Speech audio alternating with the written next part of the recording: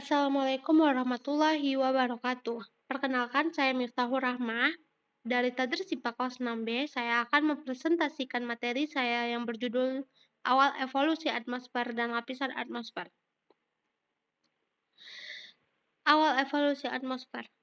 Proses terbentuknya atmosfer tidak terlepas dari awal proses terbentuknya bumi.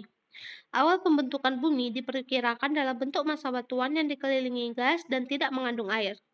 Gaya berat yang dimiliki bumi meningkatkan tekanan. Akibatnya, bahan yang berat seperti besi akan tertekan dan tenggelam ke dalam bumi, sedangkan bahan yang ringan akan muncul dan mengapung ke permukaan membentuk kerak bumi. Cahaya matahari yang sampai ke bumi menyebabkan adanya pemanasan di dalam bumi sehingga menyebabkan terbentuknya uap air dan gas-gas lainnya hingga membentuk atmosfer. Diperkirakan unsur-unsur yang terkandung dalam atmosfer pada saat itu adalah hidrogen, helium, metana, dan amonia. Susunan unsur seperti itu sama dengan susunan unsur pada planet Jupiter. Unsur oksigen belum banyak terkandung dalam atmosfer. Pertama, banyaknya kadar oksigen terjadi pada saat batuan yang leleh secara terus-menerus terurai hingga cukup untuk mendukung kehidupan tumbuhan dan hewan. Seiring dengan terbentuknya atmosfer tersebut, awan yang telah ada sejak awal tersapu oleh angin matahari. Atmosfer pun mengurangi pancaran langsung matahari ke bumi. Bumi menjadi dingin dan uap air membentuk awan tebal di atmosfer.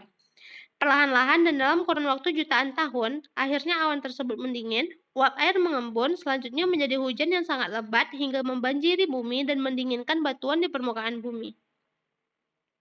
Selanjutnya, yaitu lapisan atmosfer. Dalam bahasa ilmiah, terdapat 7 lapis atmosfer, yaitu yang pertama troposfer. Troposfer merupakan lapisan terdekat bumi yang membentuk sekitar 90% dari keseluruhan berat atmosfer. Yang kedua, lapisan stratosfer, terletak di atas tropopause hingga pada ketinggian 50 km. Yang ketiga, ozonosfer, lapisan yang mengembalikan sebagian besar sinar ultraviolet dan radiasi bahaya lainnya. Yang keempat, mesosfer, lapisan di atas ozonosfer. Kebanyakan meteor yang ada di lapisan ini. Yang kelima, termosfer, lapisan di atas mesosfer. Terjadi peningkatan temperatur yang tinggi. Yang keenam, ionosfer, lapisan di mana gas-gas terionisasi untuk membentuk lapisan ini. Batu meteor akan terbakar dan terurai pada lapisan ini. Yang ketujuh, eksosfer, bagian paling luar atmosfer yang membentang dari sekitar 480 km sampai 960 km. Selanjutnya, saya akan menjelaskan tentang atmosfer di dalam Al-Quran. Yang pertama dijelaskan dalam Quran surat Al-Baqarah ayat 29 yang artinya Bismillahirrahmanirrahim, dialah Allah yang menjadikan segala yang ada di bumi untuk kamu dan dia berkehendak menuju langit lalu dijadikannya 7 langit dan dia maha mengetahui segala sesuatu. Selanjutnya dalam Quran surat Al-Fussilat ayat 11 yang artinya kemudian dia menuju langit dan langit itu masih merupakan asap. Maka dia menjadikannya 7 langit dalam 2 masa dan dia mewahyukan pada tiap-tiap langit urusannya.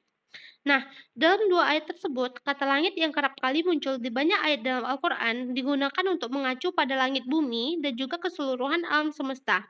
Dengan makna kata seperti ini, terlihat bahwa langit bumi atau atmosfer terdiri dari 7 lapisan.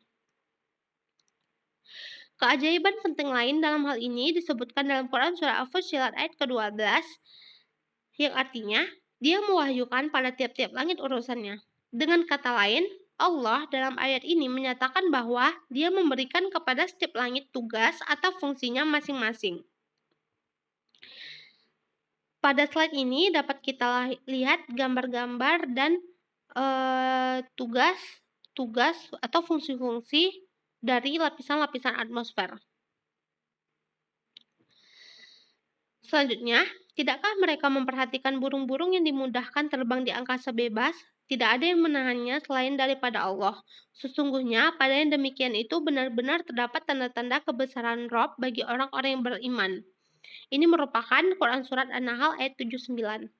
Ayat di atas merupakan ayat yang paling terkait dengan atmosfer. Dalam ayat tersebut terdapat kata jawi sama'i, di mana jawi berarti melindungi dan sama'i berarti langit. Jadi, kata jawi sama'i berarti langit yang melindungi, yang dalam ayat tersebut diartikan sebagai angkasa bebas.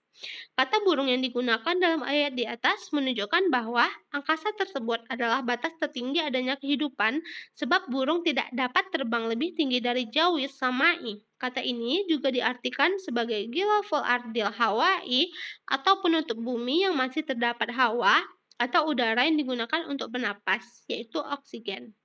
Sekian presentasi dari saya. Kurangnya saya mohon maaf. Assalamualaikum warahmatullahi wabarakatuh.